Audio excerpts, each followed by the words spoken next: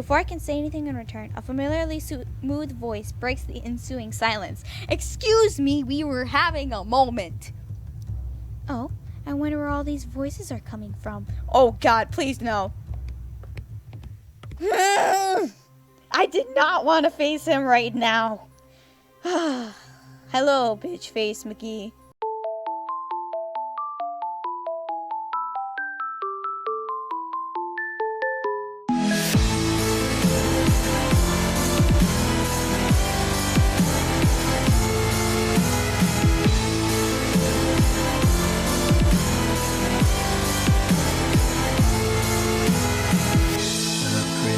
Lives in a monochrome world, broken from the sight through her lonely eyes. It reflects the ocean and stars, but her cry echoes around the simple loss of love in her heart, making this whole fairy tale alive. Within sorrow's tender embrace, this was never meant to happen.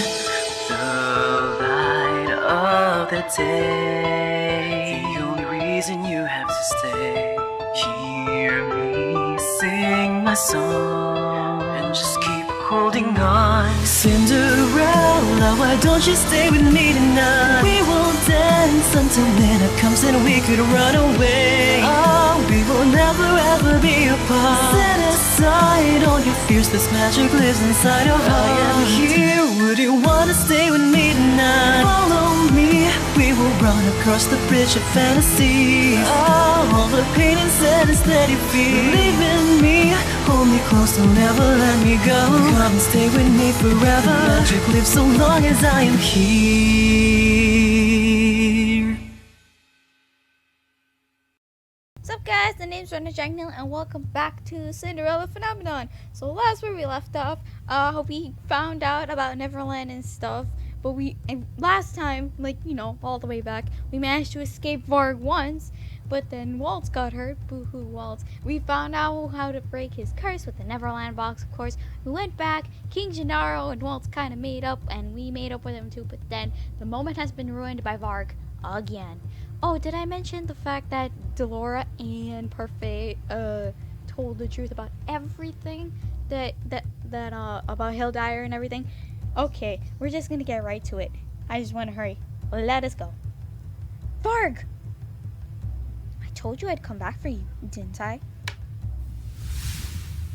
Varg taps his cane on the floor, creating a shockwave of powerful energy that blasts us all across the room. The impact of the magic forces me against the wall. I collapse to my knees, pain thrumming in my head. The cane collapses somewhere nearby, and I hear the crack of the box as it lands on the ground a few feet away from us. Oh no! Waltz holds out his hand. I take it and he helps me back to my feet. Rena, are you alright? Yes. Rena? The king looks at me quizzically, but his gaze does not linger. He looks toward Varg, his eyes narrowed. Did the king remember who I was? Your Majesty, are you hurt? The king shakes his head at Waltz before turning his attention to Varg, his eyebrows furrowed. Who is this man? Your Majesty, this person is working for the Wicked Witches. What? Wait, what happened to Jurian and Garland? They were just outside the door. Ah, Varg. What did you do to them? Varg cocks his head to the side. Who? The guards just outside this door. I'm sure that they must have hid themselves when they saw the king coming to this room, but they still should have been able to see Varg coming. Guards? I'm afraid I don't know what you're talking about, Princess. Varg seems like he's telling the truth, but I cannot trust him. Please, let them be safe. I see Neverland a few feet from us. I can try to grab it, but Varg will probably thwart my attempt with magic. I have to wait for an opening. I'll distract him. While I do that, the both of you need to run. What? Aye, Varg. He looks at the three of us with his lips slightly quirked, as if he is amused. This isn't the time to argue with me, Rena. Save! F that shit, I'm staying with you. No. Rena, we must prioritize the king's safety. I will help you.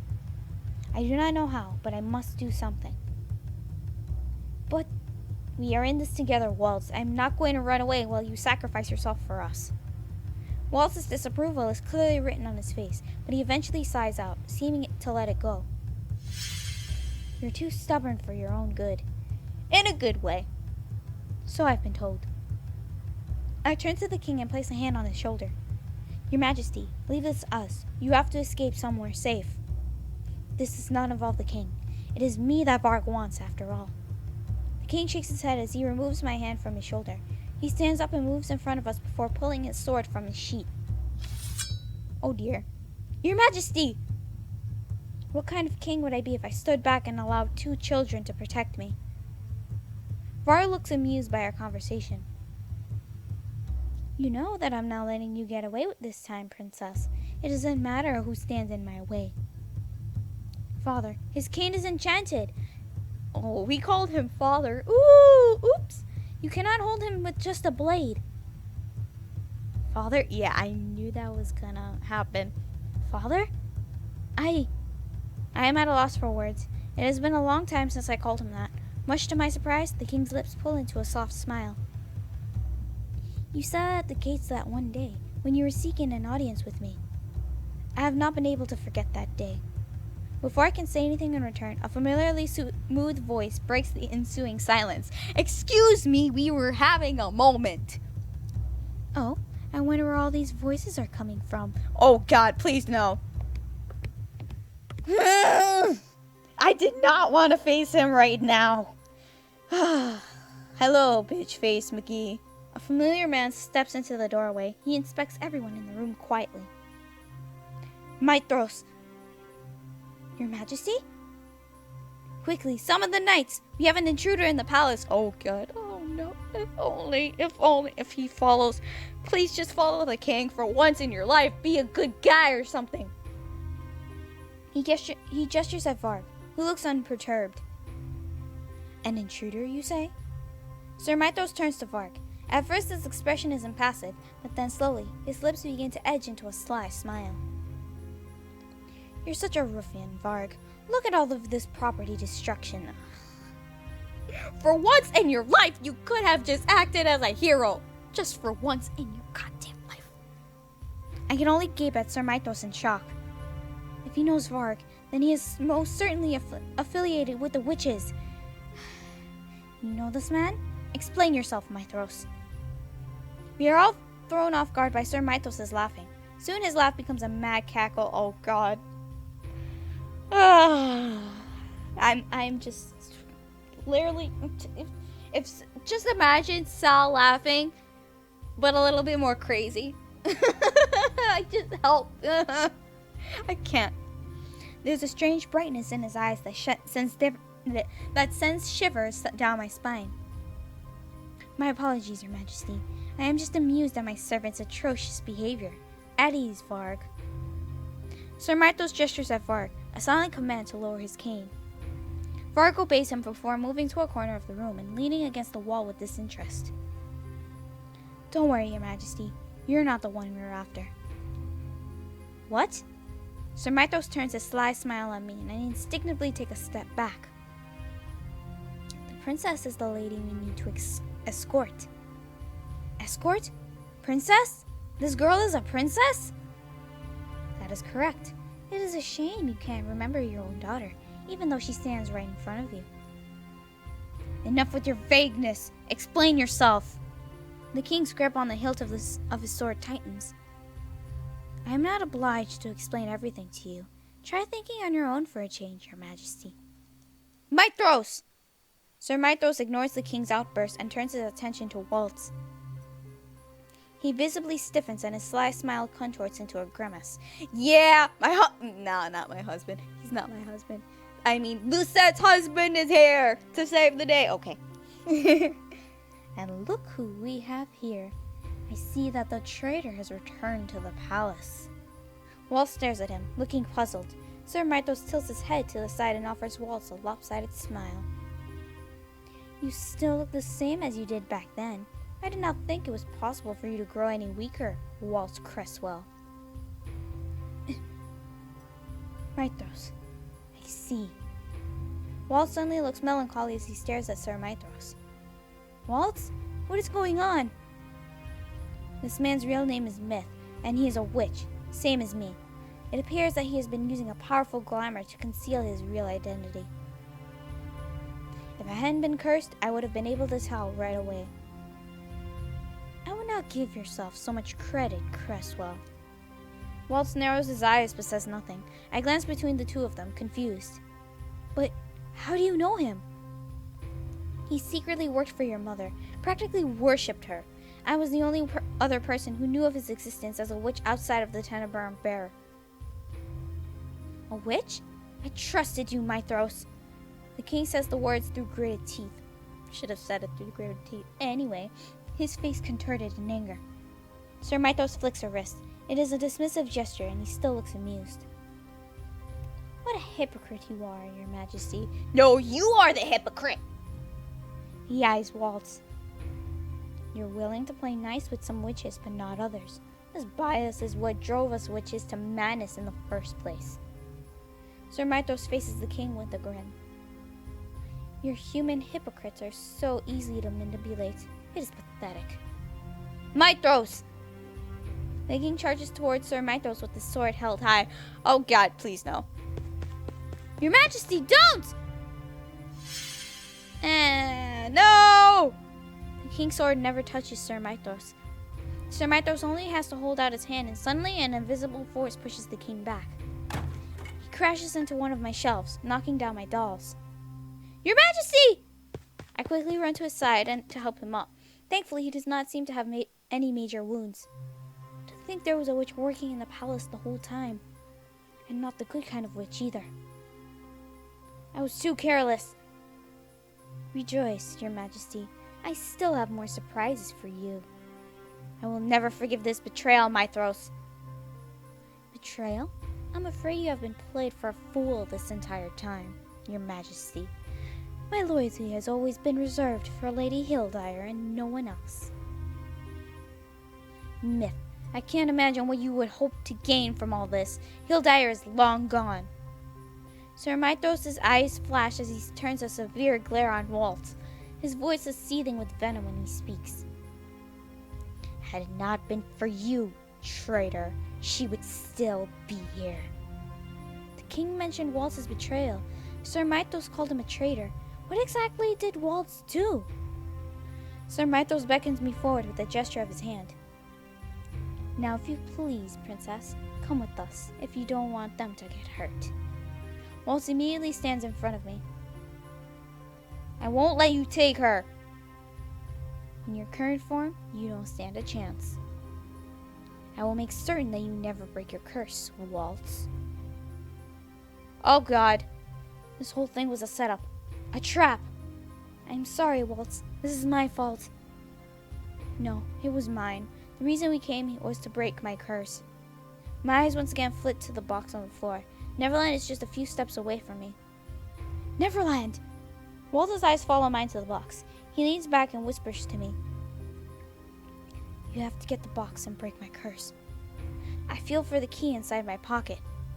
If Waltz's true magic is indeed sealed in that box, then releasing it might give us a chance at victory. And Myros and Varg do not seem to have caught onto the fact that the object that will break Waltz's curse is right at their feet. Okay. The king moves to stand beside Waltz and draws his sword again, his body a shield. Your Majesty! I will not let you take this girl. You will have to go through me first. You can't do this! Rena, I've always loved that name. I thought if I ever had a daughter, I would give her that name. Oh my God, that is sweet and adorable. Oh God, please stop. Magic makes even the impossible possible. You must truly be my daughter, yes? Tears start to blur my vision. Oh, how disgustingly touching. It seems as if I will have just to deal... If I will just have to deal with you first. Please stop. No! I rush toward the box at the same moment Myros casts his spell. Varg lunges toward me, his hands reaching for me. Oh no! But he is too late. Oh! By the time he grabs me, I have already inserted the key into Neverland. I give it one definite twist and hear the click of the box as the pop opens. Yes! White flashes through the room, blinding me. Suddenly, I feel a strong arm around me, holding me tightly, protectively. When I open my eyes, it is Waltz I see. Even several years older, I still recognize him. Ah! Yes! Waltz? Hey there, little star. Ah!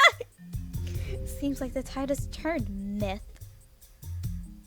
Waltz grins, and I see confidence in his expression that I have never seen before. Sir Myros' frown has only become more severe. Fool! I will show you that I was the favorite apprentice. Be careful not to hurt the princess, Myros.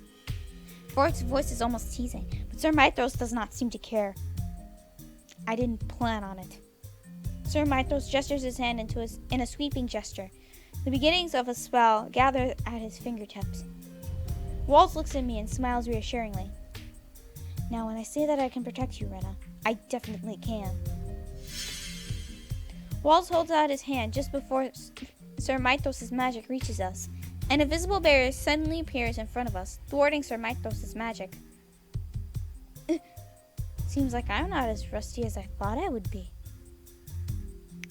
Waltz snaps his fingers and effortlessly creates a dark wave that pushes both Sir Myros and Vark to the wall. Ha ha! Ugh! Let's go! What do we do now? The Order of Caldera. They are sworn to an oath of protection. We can rely on them. Waltz glances down the hallway, his mouth drawn in a tight line. I see clear suspicion in his eyes. I look back at the king. The knights should have been here by now. Surely such a commotion should have brought them running. Now I know why Waltz is staring down the hallway. He's searching for the knights that are meant to pass through here. There's no possible way they did not hear the skirmish in my bedroom. The three of us pushed onward. I stand between the king and Waltz waiting. I'm not entirely sure what I am waiting for, but I can feel the tension in the air. We only stop moving when a voice cuts through the silence. Your Majesty! Oh. Ugh. Bitch. Sir Alcester stops before us with the group of knights. His face is impassive at best. Waltz takes a step back as Sir Alcester looks at the king. The king is quiet for a few moments, his eyebrows drawn together in a terse expression. He finally speaks. I am about to declare a state of emergency. Where have you been? Oh God. I knew it! Oh my God! Seize them. My eyes are still on the knights, in front of us when I hear footsteps from behind us. I am nonplussed when a dozen knights appear from the shadows and surround us. Oh God. I look for Fritz in the cluster of knights, but he is not here. Fritz is Vargan is like, all the way back with Myros. I'm sad. I'm really, really sad.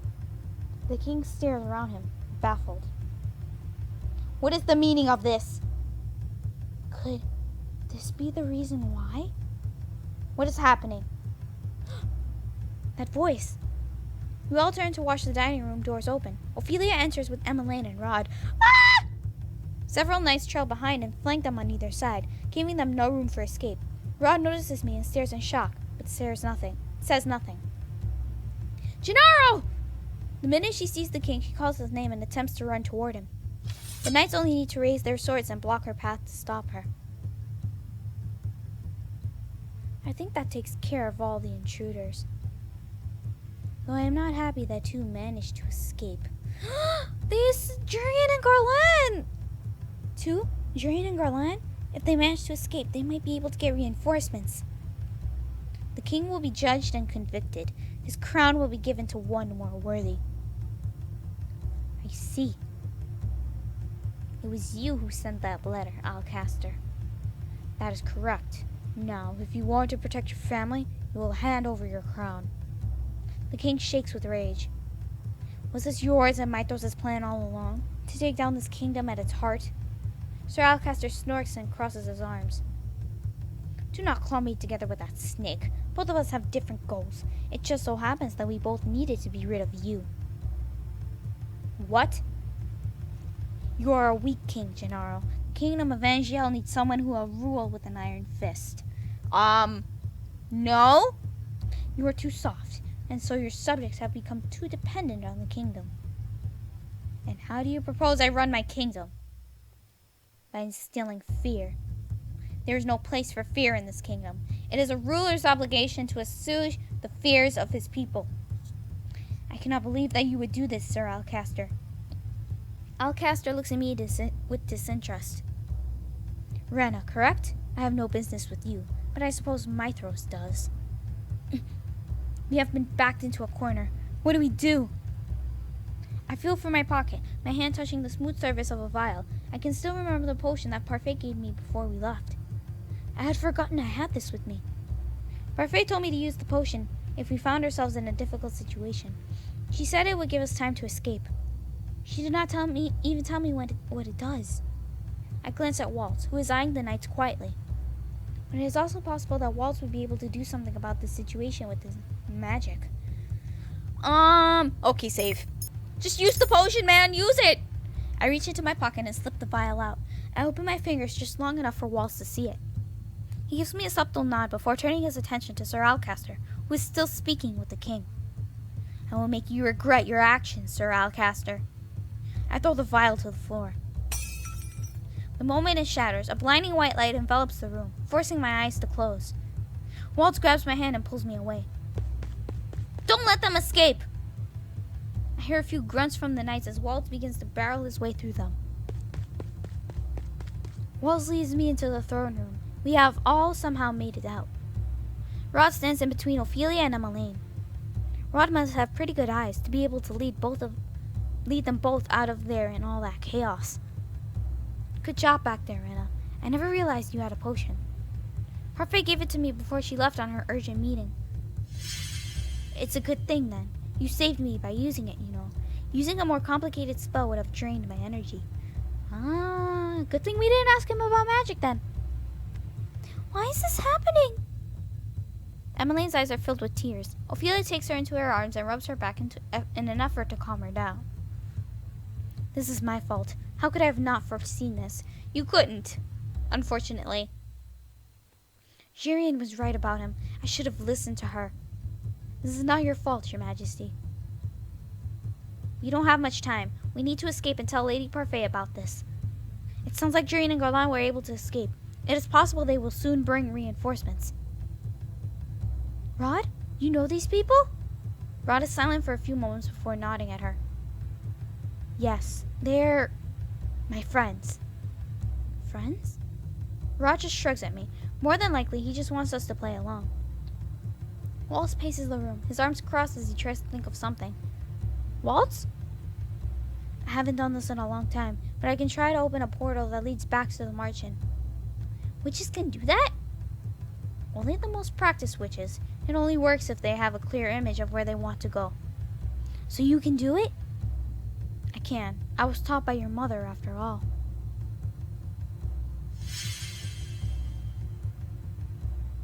Waltz starts waving his hand in front of him as he conjures a spell to open the portal. But the portal disappears as soon as it appears and fades again.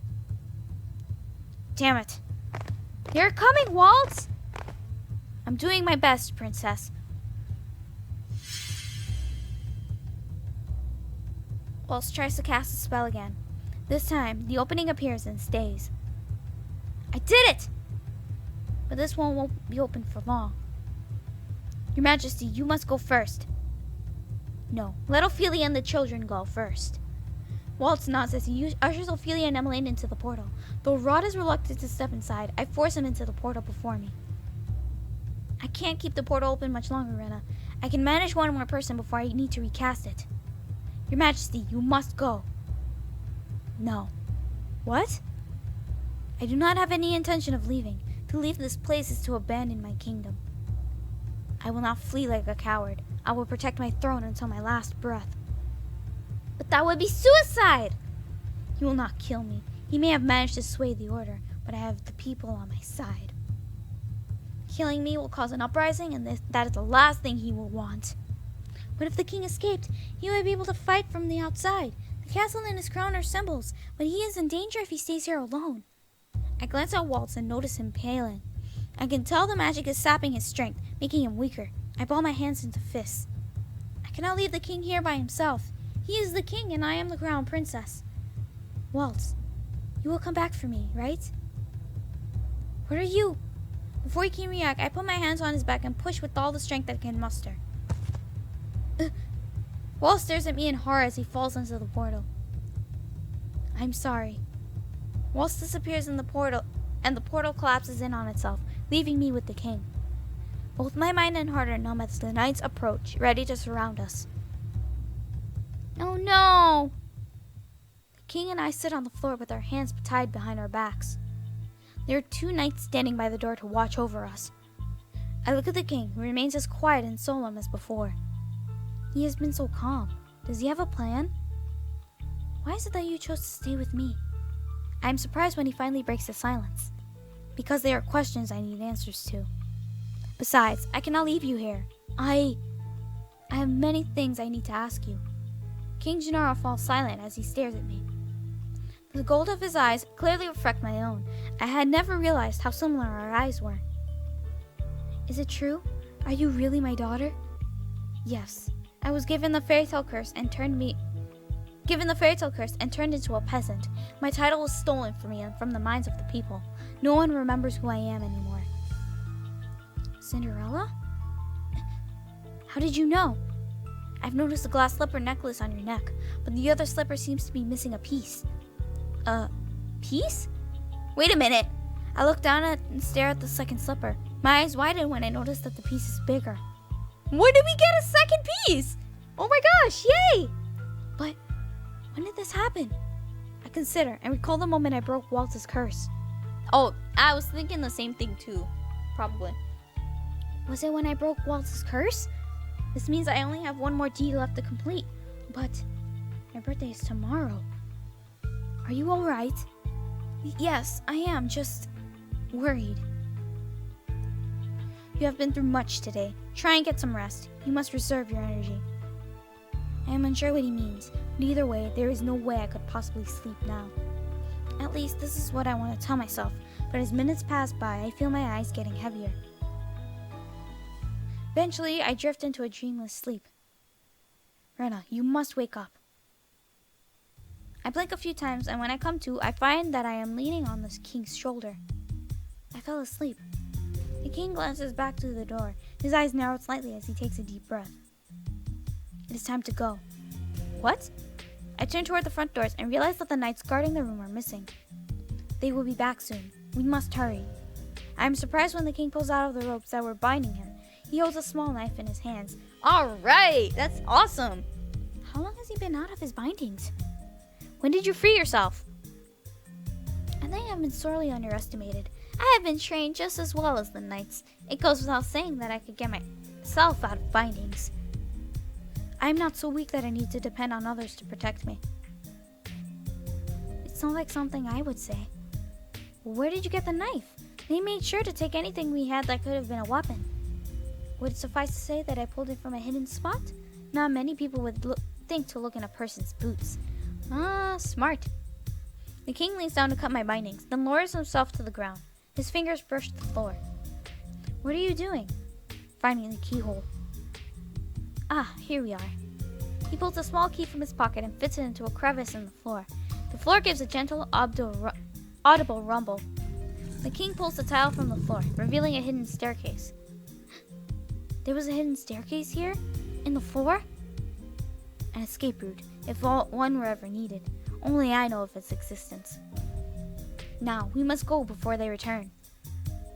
I nod and follow after him. The king sets the panel in place as we descend down into darkness. All right! The floor rumbles once more as the hidden pathway closes behind us. Both of us walk in silence for some time. The only sound we hear are the echoes of our footsteps. I am behind the king, staring at his back. He seems to have already recovered from his earlier injury. Or he could just be pretending that he is alright. How is your back? It doesn't hurt as much now. Thank you for asking. Silence ensues once again. This is getting awkward. Maybe I should say something. Ah! Save! I guess. Maybe I should say something. I cannot stand silence any longer and speak up before I lose my nerve. I'm sorry. Why are you apologizing? Because I have done nothing to cause you trouble. Rod told me once that when I disappeared, the king was the happiest he'd ever been. Because I was not there. I am sure if you had given the chance to forget me or not, you would have chosen to forget me. No, it feels like I have been the cause of your pain, not the other way around. I feel as if I should be the one apologizing. I have been wondering for a while. If you are indeed my daughter, why do you address me by my title? Do you not call me father? I stop in my tracks and turn away.